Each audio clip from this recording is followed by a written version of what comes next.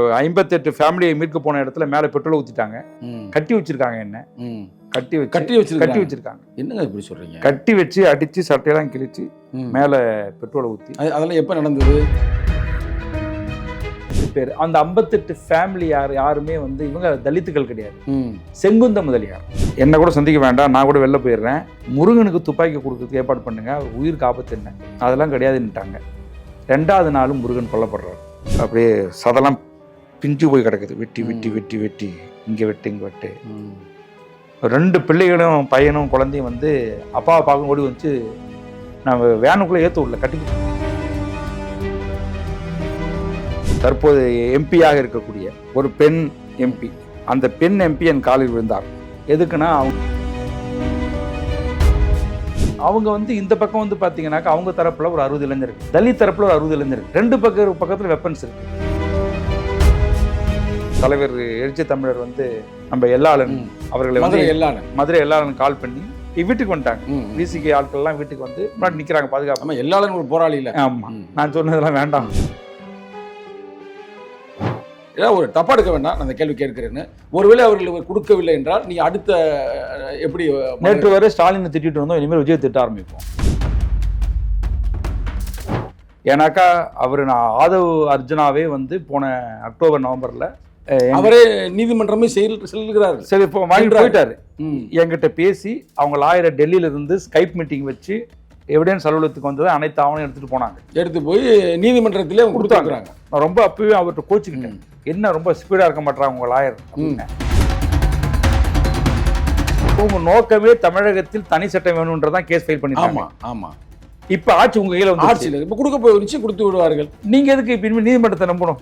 உதயநிதி அவர்கள் சொல்றாரு இல்ல, ஒரு நல்லா சொன்னார் ஸ்டேட்மெண்ட், எதிர்கட்சிகள் குரலா இருக்கணும், ஆளுங்கட்சி வந்து காதா இருக்கணும். நீங்க ஆளுங்கட்சியா இருக்கும்போது உங்க காது கேட்கலையே. அப்ப அந்த நீதிபதியே சொல்றாரு, எப்படிங்க உங்களுக்கு வந்து உயிர் பயம்லாம் இல்லையா, உங்களுக்கு பிரச்சனை இல்லையா, எப்படி சமாளித்தீர்கள் அப்படின்னு அவரே மன உருகி உங்களை கேட்டாரு.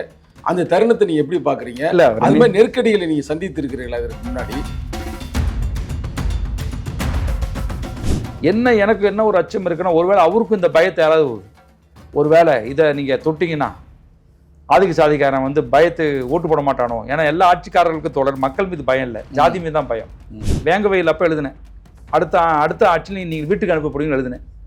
அது என்னுடைய குரல் இல்லை, எங்கள் மக்களுடைய சாபம். அது வழக்கம் போல தாவே காக்காதுக்கு பதில் பேச தெரியாது.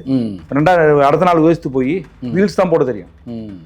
அன்னைக்கே சொல்லியிருந்தால, இத்தனை ஆண்டு காலம் 5 வருஷத்துல எத்தனை தலித் மக்கள் கத்திருப்பாங்க. அந்த குரல்கள் உங்க காதை கட்டிச்சான்னு ஒரு கொஞ்சம் அட்ரஸ் பண்ணியிருப்பானா?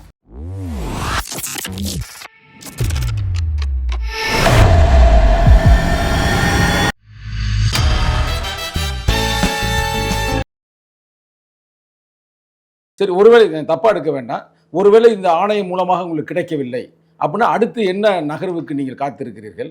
இல்லை ஒருவேளை இந்த ஆட்சியாளர்களே உங்களுக்கு கொடுக்கல, ஒருவேளை இப்போ நீங்கள் விஜய் நம்புறீங்க, விஜய் இது வரைக்கும் வந்து உங்களுடைய அனைத்து பதிவுகளையும் அவர் அரங்கேற்று இருக்கிறார் அப்படின்ற மாதிரி பார்வை. ஏதாவது ஒரு தப்பா எடுக்க வேண்டாம், நான் அந்த கேள்வி கேட்கிறேன்னு. ஒருவேளை அவர்கள் கொடுக்கவில்லை என்றால் நீ அடுத்த எப்படி? நேற்று வரை ஸ்டாலினை திட்டிட்டு வந்தோம், இனிமேல் விஜய் திட்ட ஆரம்பிப்போம். அது அது அது அது தோழர், எந்த இயக்கமும் சொல்கிறேன். நான் வந்து ஏன்னாக்கா நான் ஆதவ் அர்ஜுனாவே வந்து போன அக்டோபர் நவம்பரில் அவரே நீதிமன்றமே செல்கிறாரு. சரி, இப்போ வாங்கிட்டு போயிட்டாரு. என்கிட்ட பேசி அவங்க லாயரை டெல்லியில இருந்து ஸ்கைப் மீட்டிங் வச்சு எவிடன்ஸ் அலுவலகத்துக்கு வந்தது அனைத்து ஆவணம் எடுத்துட்டு போனாங்க. எடுத்து போய் நீதிமன்றத்திலே கொடுத்தாங்க. நான் ரொம்ப அப்பவே அவர்கிட்ட கோச்சுக்கிட்டேன், என்ன ரொம்ப ஸ்பீடா இருக்க மாட்டாங்க உங்க லாயர் அப்படின்னு. அவரே சொல்றாரு, அண்ணன் என்ன இப்போ கோபப்பட்டாரு. அதுக்கப்புறம் உடனடியாக ஆளை அனுப்பி வச்சாரு. அனுப்பி வச்சு அனைத்து ஆவணங்களும் கொடுத்தேன். கிட்டத்தட்ட அவங்க ஒரு 2000 பக்கம் இருக்கும். அவங்க கையில் வந்து முக்கியமான வழக்கெல்லாம் எடுத்து கொடுத்து நோட்ஸ் போட்டு அவங்க 2 பேர் வந்திருந்தாங்க, கையில் கொடுத்து ஃபைல் பண்ணிட்டாங்க. நான் என்ன கேட்குறேன், ஆட்சியில் இல்லை ஃபைல் பண்ணல. அவங்க நோக்கமே தமிழகத்தில் தனி சட்டம் வேணும்ன்றதான் கேஸ் ஃபைல் பண்ணிட்டாங்க. ஆமாம். இப்போ ஆட்சி உங்க கையில் வந்து ஆட்சியில் இப்போ கொடுக்க போய் நிச்சயம் கொடுத்து விடுவார்கள். நீங்க எதுக்கு இப்போ இனிமேல் நீதிமன்றத்தை நம்பணும்? கரெக்டு தான், நீதிமன்றத்தை நம்பணும் அவசியம் இல்லை. நீங்களே சட்டத்தை கொண்டு வந்து அரங்கேற்றுங்கள். தோழர், இங்கே எல்லாமே இருக்கு, மெட்டீரியல் இருக்கு, டாக்குமெண்டேஷன்ஸ் இருக்கு, விக்டிம் இருக்கிறாங்க. இந்த பணி செய்யறதுக்காக இங்கே விசிக்கு ரொம்ப நாளாக குரல் கொடுத்துக்கிட்டு இருக்காங்க. சிபிஎம் ரொம்ப நாளா குரல் கொடுத்துட்டு இருக்காங்க, ஈவன் காங்கிரஸ் குரல் கொடுத்துட்டு இருக்காங்க. அண்ணன் சண்முகமும் தொடர்ந்து வந்து ஆமா பேசிட்டே இருக்காரு. தோழர் பே சண்முகம் அவர் தொடர்ச்சியாக இது வந்து அவர் பேசிட்டு இருக்கிறாரு. ஸோ இவ்வளோ சிவில் சொசைட்டி ஆர்கனைசேஷன் இவ்வளோ பேர் அவங்க வந்து குரல் கொடுத்துக்கிட்டு இருக்கிறாங்க. அப்போ வந்து அவங்க ஏற்படுத்தலாம். எனக்கு என்ன ஒரு அச்சம் இருக்குன்னா, ஒருவேளை அவருக்கும் இந்த பயத்தை யாராவது ஒருவேளை இதை நீங்கள் தொட்டிங்கன்னா ஆதிக்க சாதிக்காரன் வந்து பயத்து ஓட்டு போட மாட்டானோ, ஏன்னா எல்லா ஆட்சிக்காரர்களுக்கும் தொடர் மக்கள் மீது பயம் இல்லை, ஜாதி மீது தான் பயம். சாதியை கையை வச்சாக்க ஓட்டு வராது. இப்போ உங்களுக்கு ஓட்டு போட்டுதான் எந்த ஜாதி கடந்த ஓட்டு போட்டிருக்காங்க. ஆமாம், அப்போ இவர் அதை நம்பணும். அம்பேத்கர் போட்டாவே பப்ளிக்ல தூக்கு இல்லை தோழர். அம்பேத்கர் இறந்த போது இந்தியாவில் வந்து கிட்டத்தட்ட 90 விழுக்காடு மக்கள் மகிழ்ச்சி அடைஞ்சாங்க. நேரு அவர்கள் தன்னுடைய இரங்கல் குறிப்பில் கூட ஒரு சர்ச்சைக்குரிய அரசியல்வாதி இறந்து போனார் தான் எழுதியிருந்தார். அந்த காலகட்டத்தில் அம்பேத்கர் இறந்த போது எல்லாரும் கொண்டாடினாங்க, மகிழ்ச்சி அடைஞ்சாங்க, தலித் சமுதாயத்தை தவிர. அதுக்கு என்ன காரணம்னா, அவர் வந்துட்டு பெரும்பான்மை உன்னை ஆதரிக்கிறதுன்றதுக்காக அவர் ஆதரிக்கல, அதில் நீதி பார்த்தாரு, அறத்தை பார்த்தாரு. அப்படிதான் ஒரு ஆட்சியாளன் இருக்கணும். அவன் பெருமை ஆல்ரெடி நான் உங்கள்கிட்ட ஷேர் பண்ணியிருக்கேன். டிடி பாஸ்னு ஒரு மிகப்பெரிய ஸ்காலர் இருப்பார். அவர் சொல்லுவார், ஒரு தனி மனிதன் ஒரு அரசாங்கத்தின் தவறான கொள்கையை சுதந்திரமாக சுட்டி காட்ட வேண்டிய சூழல் இருக்கணும்னு. அந்த மாதிரி நீங்கள் அந்த ஜாதிக்காரன் இப்படி பண்ணுவான், இந்த ஜாதிக்காரன் இப்படி பண்ணுவான்னு பயந்து நீங்கள் வந்து இருந்தீங்க அப்படின்னா, அப்படி பார்த்தாக்கா அம்பேத்கர் வந்து ஹிண்டு பில்லை வந்து ஏன் இவ்வளோ வேகமாக அந்த விவகாரத்து உரிமையும் பெண்கள் சொத்து உரிமையும் காங்கிரஸில் வந்து எல்லாரும் கொந்தளிப்பாங்க, இது கொண்டு வந்தான்னாரு. சட்ட அமைச்சர் தூக்கி போட்டார். அப்போ பயந்தார் அவர்? பயப்படல. அதுதான் கொண்டாடுறாங்க மக்கள், கொண்டாடுறாங்க எல்லா மக்கள். நீ சொன்னீங்களே அவர் இறக்கும் பொழுது வந்து நான் தலித்து கொண்டாடவில்லை அப்படின்றீங்க. ஆனால் இப்போ கொண்டாடுவது நான் தலித்து கொண்டாடி கொண்டு. ஈவன் கலைஞரே நான் சொல்கிறேன், கலைஞரே வந்து எவ்வளோ காத்திரமாக ஹிந்து ஃபண்டமெண்டலிஸ்ட் அப்படி கொஸ்டின் பண்ணியிருக்காரு. நான் அவர் ரொம்ப பிடிக்கும், எனக்கு இந்த மாதிரி விஷயங்கள்லாம் ரொம்ப பிடிக்கும். என்ன பிரச்சனை அதெல்லாம் இப்போ இவங்க உள்வாங்கலை. இப்போ வருகின்ற டிஎம்கே வந்து கார்பரேட் மாதிரி ஆயிடுச்சு. அதனால தான் கிரிட்டிசைஸ் பண்ணுறோம். பிடிக்காம வந்து நம்ம ரொம்ப இதாக 5 வருஷமாக எழுதுறாங்க. திமுக தோத்து போனதுக்கு 5 காரணங்கள், ஒரு காரணம் வந்து எவிடன்ஸ் கதைன்னு எழுதுறாங்க. 5 வருஷமா வந்து நான் எழுதுனது தான், வேங்க வயல் அப்போ எழுதினேன். அடுத்த ஆட்சியில் நீ வீட்டுக்கு அனுப்பப்படுவீங்கன்னு எழுதினேன். அது என்னுடைய குரல், எங்கள் மக்களுடைய சாபம். அது எல்லாரும் கொந்தளிச்சாங்க. இவர் வந்து வேங்க வயல் இன்சிடெண்ட்டில் அனைத்து திமுக இணைய ஆட்களும் போய் இவர் இந்த கம்யூனிட்டி, அதனால தான் அந்த கம்யூனிட்டி மக்கள் குற்றவாளியாக இருந்தாலும் அவர் ஆஃபீஸில் பதுங்கி வச்சுருந்தாங்கன்னு ஒரு பிரபல பத்திரிகை எழுதுச்சு. தமிழகத்தினுடைய மிக சிறந்த ஒரு பிரபல பத்திரிகை எழுதுறாங்க. எல்லாத்துக்கும் பின்னாடியில் வந்து என் பேரை மறைமுகமாக போட்டு, எவிடன்ஸ்னு பேரை போடாமல் ஒரு விட்னஸ் மாதிரி ஒரு பேரை போட்டு, குற்றவாளிகள்லாம் அவர் பின்னாடி தான் இருந்தாங்க. அப்போ இதெல்லாம் பார்க்கும்போது நமக்கு கோபமாக வராதா? நான் என்ன சொல்ல வரேன், நீங்கள் வந்து நிறைய பேர் வந்து ஏன்னாங்க நீங்கள் பிஜேபி உள்ள வந்துடும்னா, இப்போ பிஜேபி நம்ம எதிரிப்பா, அதை விட்டுடுங்க, நீ என் தோழன். சார் 2 விஷயந்தான். ஸ்டேட் என்ன பண்ணணும் அப்படின்னா ரெஸ்பான்ஸ் பண்ணணும், இயக்கங்கள் வந்து அட்ரஸ் பண்ணணும். அரசாங்கம் வந்து இப்போ உதயநிதி அவர்கள் சொல்கிறாருல்ல, ஒரு நல்லா சொன்னார் ஸ்டேட்மெண்ட். அது என்னோட சின்ன வயசு தான், தம்பின்னு கூட சொல்கிறேன் நான். அவர் என்ன சொல்கிறாரு, எதிர்கட்சிகள் குரலாக இருக்கணும், ஆளுங்கட்சி வந்து காதாக இருக்கணும் சொன்னார். நீங்கள் ஆளுங்கட்சியாக இருக்கும்போது உங்கள் காது கேட்கலையே, எங்கள் குரல் உங்கள் காதில் கேட்கலையே, இதயத்தை தொடலையே.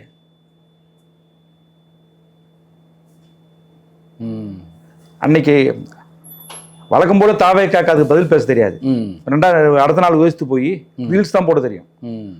அன்னைக்கே சொல்லியிருந்தாங்கல்ல, இத்தனை ஆண்டு காலம் 5 வருஷத்துல எத்தனை தலித் மக்கள் கத்திருப்பாங்க, அந்த குரல்கள் உங்க காதை கட்டுச்சான்னு கொஞ்சம் அட்ரஸ் பண்ணியிருப்பானா?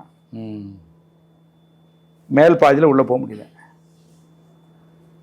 வேங்க வயல் பிரச்சனை, நம்ம நாங்குநேரியை வெட்டுறாங்க. அப்போ கூட அவர் எழுதினார், அந்த அன்பில் அவன் என் தம்பி மாதிரி, அவனுக்கு நான் வந்து அப்போ கூட நான் எழுதினேன், தம்பிலாம் சும்மா உங்கள் தம்பி அண்ணன் பாசலாம் வேணாம், என் பணம் இருக்குது, அது 1 கோடி கொடு. கரெக்ட், என் பணம் இருக்குது, நீ எதுக்கு அண்ணன் தம்பி பாசம் வேஷம் போடுற, எதுக்கு இதெல்லாம் உறவாது? எத்தனை தம்பி நீ காப்பாற்றுவ? நீ தான் அமைச்சராக இருக்கிறீல, அங்கே இருக்கிற அந்த தொகையை, நம்ம பணம் இருக்குது, நம்ம பணத்துலேருந்து நீங்கள் 1 கோடி ரூபாய் எடுத்து கொடுக்கக்கூடாதா? குழந்தைக்கு கொடுக்கக்கூடாதா?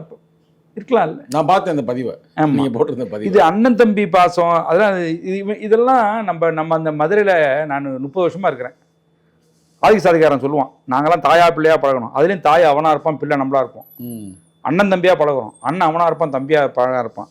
மாமா மச்சான பழக முடியுமான்னு கேட்பேன். ஒரு பையன் கேட்டிருக்கேன். சரி, அண்ணன் தம்பி இங்க எளிது. பொண்ணு கொடுப்பியா இல்லை பொண்ணு அடிப்பியா இல்லை பையனை கொடுப்பியா பையன் அடிப்பியா, அது முடியாது. அண்ணன் தம்பி, இந்த அண்ணன் தம்பின்றது ஊர்ல வந்து பயங்கர உலகமாக உருட்டு. அண்ணன் தம்பியா இருக்கிறது இதெல்லாம் சொசைட்டிக்குள்ள இருக்குல்ல. இப்போ இதில் முக்கியமாக நீங்கள் வந்து இவ்வளோ நெருக்கடிகளை சந்தித்து கொண்டிருக்கிறீர்கள். இப்போ உங்களுக்கு வந்து நானும் கடைசி அந்த நிகழ்வில் கலந்து கொண்டேன். அப்போ அந்த நீதிபதியே சொல்கிறாரு, எப்படிங்க உங்களுக்கு வந்து உயிர் பயம்லாம் இல்லையா, உங்களுக்கு பிரச்சனை இல்லையா, எப்படி சமாளித்தீர்கள் அப்படின்னு அவரே மன உருகி உங்களை கேட்டார். அந்த தருணத்தை நீங்கள் எப்படி பார்க்குறீங்க? இல்லை, அது மாதிரி நெருக்கடிகளை நீங்கள் சந்தித்திருக்கிறீங்களா அதற்கு முன்னாடி? நீதிபதி ரொம்ப கன்சர்னாக கேட்டார். பிஸ்டல் இருக்கான்னு கேட்டார். உங்களுக்கு ஒரு துப்பாக்கி வச்சுக்கிறதுக்கு ஒரு போலீஸ் இது பண்ணுங்க, நாங்கள் கூட உங்களுக்கு ரெக்கமெண்ட் பண்ணுறோன்னு சொன்னேன். ஏன்னா அந்த நேரத்தில் நானும் இருந்தேன், அதனால அந்த கேள்வி நான் உங்கள்கிட்ட கேட்குறேன்.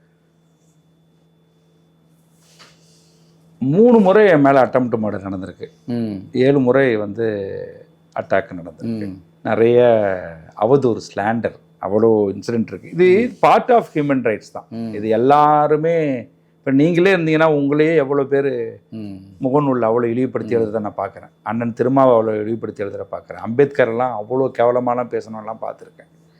சமூக பணிக்கு வரும்போது இந்த மிரட்டலும் இல்லை சார், நீங்கள் தொடர பகுதி ரொம்ப முக்கியமான பகுதி. இப்போ நாங்கள் கூட ஒரு அரசியலுடைய பின்புலத்தில் இருக்கிறோம், சரிங்களா? இப்போ நீங்கள் வந்து ஒரு அமைப்பு வைத்திருக்கிறீர்கள், அதிலே வந்து ஒரு அரசாங்கமே, தமிழக அரசாங்கம் மட்டுமில்லை இந்திய அரசாங்கமே அதை செய்யக்கூடாது, அது செஞ்சால் தேசத்துக்கே பிரச்சனை அப்படின்ற மாதிரி அவங்க உணர்றாங்க. நீங்கள் அதை எடுத்து நீங்கள் செய்கிறீங்க பார்த்தீங்களா? அந்த பாதிக்கப்பட்ட மக்கள் வந்து சாதாரணமாக இருப்பாங்க, அவங்களுக்காக நீங்கள் ஒரு பாதுகாப்பாக இருக்கிறீங்க பார்த்தீங்களா? அப்போ அந்த எதிராளி என்ன நினைப்பேன், இவர் தானே முக்கியமான ஆள். ஏன்னா அவங்க அந்த அந்த கொலை பண்ணுற அளவுக்கு அவன்கிட்ட அந்த பின்புலம் இருக்குல்ல. அப்போ அப்படிப்பட்டவர்கள்லாம் உங்களை வந்து த்ரெட்டன் பண்ணியிருப்பாங்க. இப்போ அதெல்லாம் நீங்கள் எப்படி பார்க்குறீங்க அப்படின்றத நம்ம கேள்வி. இல்லை இருக்குங்க தோழர். அதாவது ஒரு நாள் வந்து எங்கள் ஆஃபீஸில் போலீஸ் ரைடு, போலீஸ் உள்ளே போந்துட்டாங்க ரைடு.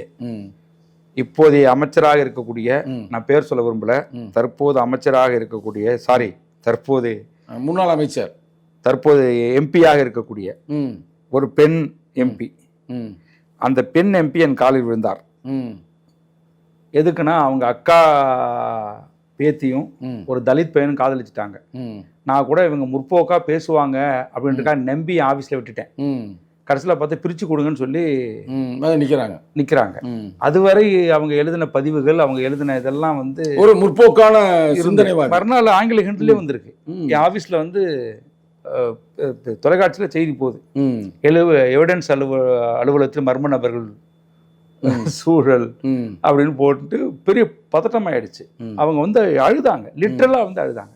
வந்து பிரிச்சு நான் சொன்னேன், நான் நீங்கள் அப்படின்ட்டு சொல்லலையே, நான் என்ன சொன்னேன், கோர்ட்டில் ஒப்படைக்க போகிறேன் கப்பல் 2 பேரையுமே. அவங்க கோர்ட் வந்து முடிவு பண்ணிட்டோம், நீங்கள் எதுக்கு வந்து இப்போதைக்கு வந்து போலீஸ் ஸ்டேஷன் வந்து பாதுகாப்பு இல்லை, போலீஸ் வந்து பிரிக்கிறாங்க. அப்போ இதெல்லாம் எவ்வளோ பெரிய சிக்கல் இருக்கு பாருங்க. அவங்க வந்து இந்த பக்கம் வந்து பார்த்தீங்கன்னாக்கா அவங்க தரப்பில் ஒரு 60 இளைஞர்கள், தலித் தரப்பில் ஒரு 60 இளைஞர்கள், 2 பக்கத்தில் வெப்பன்ஸ் இருக்கு. போலீஸ் உள்ளே வந்துருச்சு. வீட்டில் நடக்குது. கிட்டத்தட்ட 2 மணிக்கு தான் நான் அன்னைக்கு எல்லாம் முடிஞ்சு படுக்க போகிறேன்.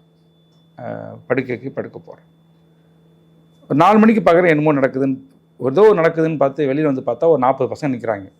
யாராதுன்னு எனக்கு கொஞ்சம் இதாக தான் இருந்துச்சு. அந்த மேலேருந்து பார்க்குறேன். அதுக்கப்புறம் தான் தெரியுது அந்த பைக்கில் வந்து அம்பேத்கர் ஃபோட்டோலாம் இருந்துச்சு. ஸோ ஓகே, இவங்க நம்ம பசங்க என்ன யாருப்பா நீங்கள் கேட்டேன். அவங்க நான் எவனுமே நான் பார்க்கல. இல்லை நீங்கள் தூங்குங்கன்னாங்க. அவங்க பாதுகாப்புக்காக வந்திருக்காங்க போல. அப்போ இந்த மாதிரியான எனக்கு என்னன்னா, நீங்கள் இவ்வளோ முற்போக்கு பேசி இவ்வளோ பிரச்சனை ஆகி போலீஸ் ரைடு, உடனே தலைவர் எழுச்சி தமிழர் வந்து நம்ம எல்லாளன் அவர்களை வந்து மதுரை எல்லாளன் கால் பண்ணி வீட்டுக்கு வந்துட்டாங்க. விசிகே ஆட்கள்லாம் வீட்டுக்கு வந்து நிற்கிறாங்க பாதுகாப்பு. எல்லாரும் ஒரு போராளி இல்லை. ஆமாம், நான் சொன்னதெல்லாம் வேண்டாம், நீங்கள் வராதுக்கு நீங்கள் வந்தவருக்கு தான் அது வெளில தெரியும் அப்படின்னு தான் நான் சாதாரணமாக எடுத்துக்கிட்டேன். நான் அது ஒரு பெரிய இஷ்யூவாக இல்லை, அது இருந்துட்டேன். ஆனால் அந்த இஷ்யூவில் என்ன ஆச்சுன்னா, நேஷனல் ஹியூமன் ரைட்ஸ் கமிஷன் வந்து தமிழக டிஜிபிக்கு நோட்டீஸ் அனுப்பிச்சு. எவிடன்ஸ் அலுவலகத்தில் உங்கள் போலீஸ் காலை வச்சாங்களா, இதுதான் கேஸ். நோட்டீஸ் யாருக்குன்னா தமிழ்நாட்டு டிஜிபிக்கு. அப்போ நான் என்ன நினச்சேன்னா, ஒரு பக்கம் அடித்து கொள்றாங்க, அங்கெல்லாம் நோட்டீஸ் அனுப்ப முடியல. எனக்கு நடந்து பெரிய வயலேஷன் கிடையாது, ஜஸ்ட் ஆஃபீஸில் ஒரு பயமுறுத்தல் கூட இருக்கலாம். ஆமாம், அப்படி வேணா பண்ணிக்கலாம். அப்போ நம்மளுக்கு ஒரு இன்ஃப்ளூயன்ஸ் பாருங்க, எவ்வளோ பெரிய ஒரு நம்ம பண்ணுற அந்த இன்ஃப்ளூயன்ஸ் வந்து என்ஹெச்ஆர்சி அனுப்புது. நம்முடைய இவர் எனக்கு பெட்டிஷனராக எனக்கே தெரியாது, இவர் அண்ணன் என்டிடி ஃபேன் தான் எனக்காக போட்டார் இந்த பெட்டிஷனை. நான் சொன்னேன் வேணாம் விடுங்க அப்படின்னு, சும்மா இருக்காது அவர் தான் அந்த இது போட்டார்.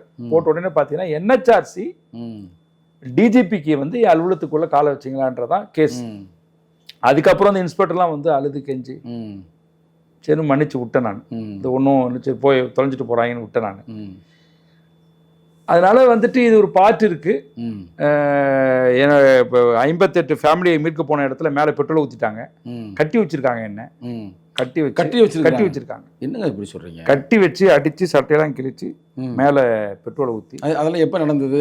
2001ல் 58 பேர். அந்த 58 ஃபேமிலி யாருமே வந்து இவங்க தலித்துகள் கிடையாது. செங்குந்த முதலியார் வந்து விசைத்தறி பெற்றறையில். இதெல்லாம் இது எதுக்கு இந்த காஸ்ட்டை சொல்கிறேன்னா, நம்மளை எப்போ பார்த்தாலும் பழையம் பழஞ்சக்கிலையும் தான் வேலை செய்வான்னு சொல்லுவாங்க, அதுக்காக சொல்ல வரேன். அப்போ டேவிதார் ஐஏஎஸ் இருந்தார்.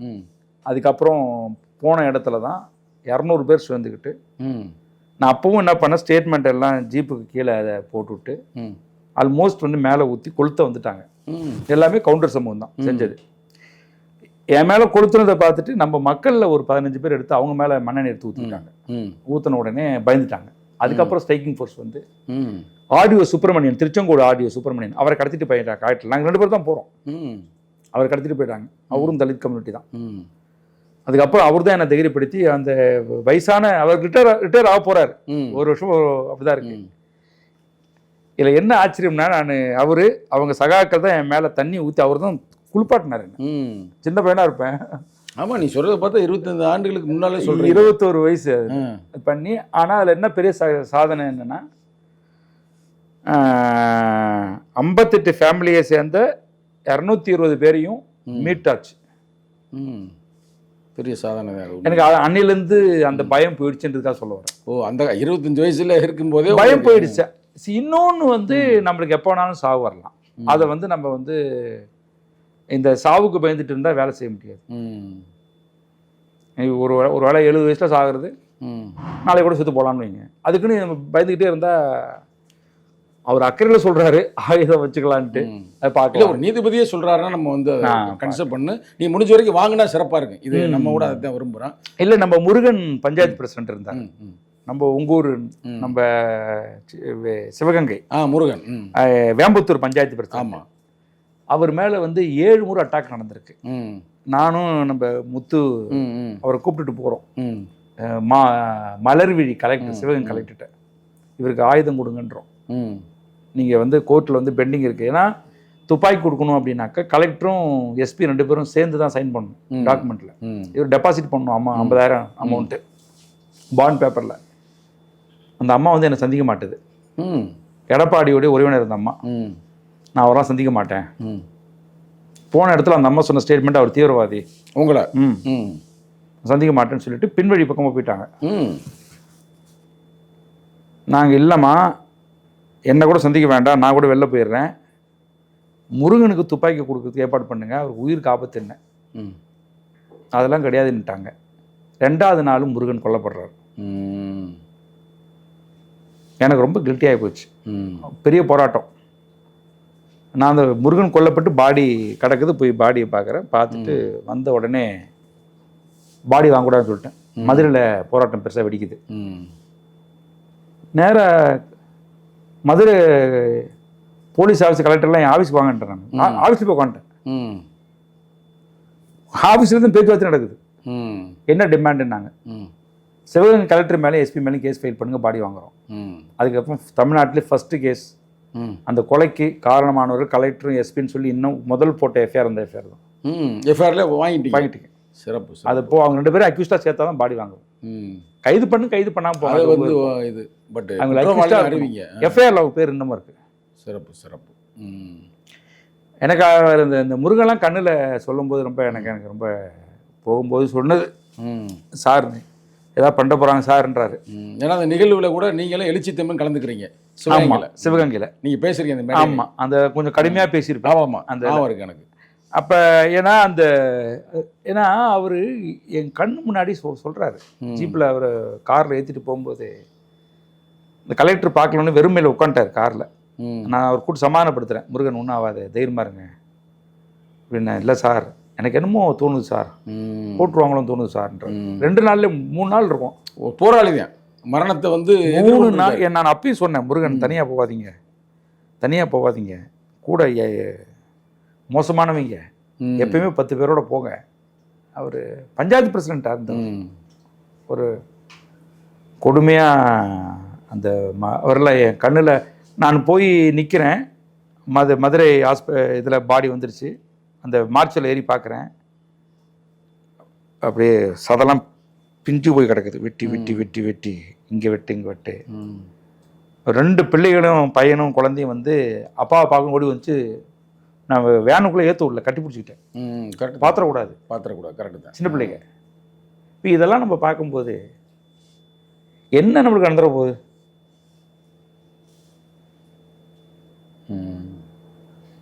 இல்லை, நீங்கள் தொடர்ந்து போராடணும், இந்த மக்களுக்காக போராட வேண்டும். அது வாங்கிக்கலாம். அதுக்காவது நம்ம இருக்கணும். இப்போ ரொம்ப ஒரு சின்ன ஒரு இன்டர்வியூ ஆரம்பித்து அது அப்படியே ஒரு பெருசாக போயிடுச்சு. அதை முடிக்கிற தருவாயில் வந்து நீங்கள் நல்ல ஒரு புத்தகங்கள்லாம் நிறையா எழுதியிருக்கிறீங்க. கடைசி புத்தகம் கூட நான் படித்தேன். நீங்கள் மொத்தமாக டோட்டலாக எத்தனை புத்தகங்கள்? இல்லை, நான் எழுதுனது வந்து 3 நூல். ஒரு கவிதை தொகுப்பு, அதோட பேர் கவிதை தொகுப்பு பேர் வழிப்போக்கன். அது வந்து 96 எழுதிருக்கீங்க. அதுக்கு அடுத்தபடியாக அடுத்து 2016 இது சாதி தேசத்தின் சாம்பல் பறவை. அதுதான் படிச்சுட்டு நீங்கள் எனக்கு துபாயிலே வந்து அதை கொடுத்தாங்க, படிச்சு ஒரு தோழர் கொடுத்தாரு. 3வது கருப்பு ரட்சகன் நாவல். அது வந்து ஒரு நாவல். கருப்பு ரட்சகன் நம்ம படித்த முழுமையா. ஆனால் அது 3வது புத்தகமே தெரியல, நிறையா புத்தகம் எழுதுன ஒரு தாக்கம். இல்லை, அது நாவல் பிடிக்கும் எனக்கு. அந்த கதை ரொம்ப நாள், ஒரு 30 வருஷமாக இருந்துச்சு மனசுலேயே. அதனால் அதை அடுத்து எதுவும் எழுதுகிற மாதிரி இருக்கிறீங்க? ஆமாம், எழுதுகிறேன். அடுத்து எழுதுகிறேன். ஆமாம், ஆணவ கொலை சம்பந்தமான ஒரு புத்தகம் எழுதிட்டுருக்கேன். இன்னொரு நாவல் ஒன்று எழுதிட்டுருக்கேன். 2ம் சிறப்பு சார், ரொம்ப மகிழ்ச்சி. இப்போ உண்மையில் நான் எதை எப்படி சொல்லி முடிப்பது என்று எனக்கு தெரியவில்லை.